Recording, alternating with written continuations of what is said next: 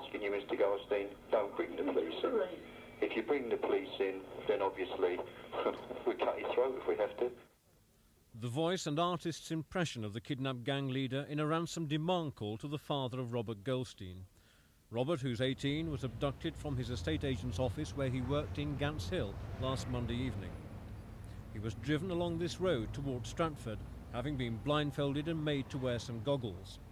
The 5-mile journey lasted about 20 minutes, and at this point the gang's car turned left, went across the forecourt of the Viking Motel, through a small tunnel beneath the building and into a secluded area at the rear.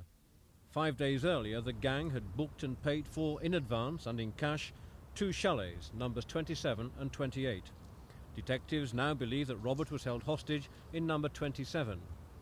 2 members of the gang had booked in for 2 nights the week before the abduction.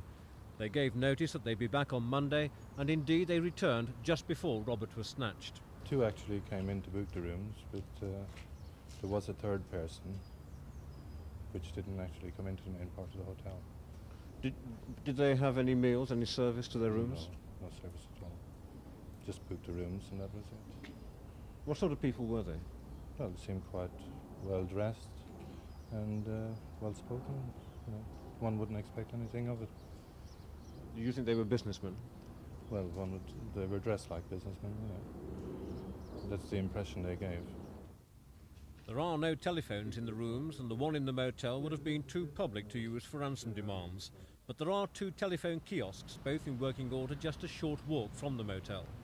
These, coupled with the isolation of the motel rooms, would have made the Viking an ideal kidnap headquarters. The kidnappers hoped to net a £200,000 ransom.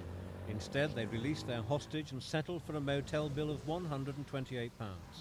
Colin Baker for Thames News, Stratford.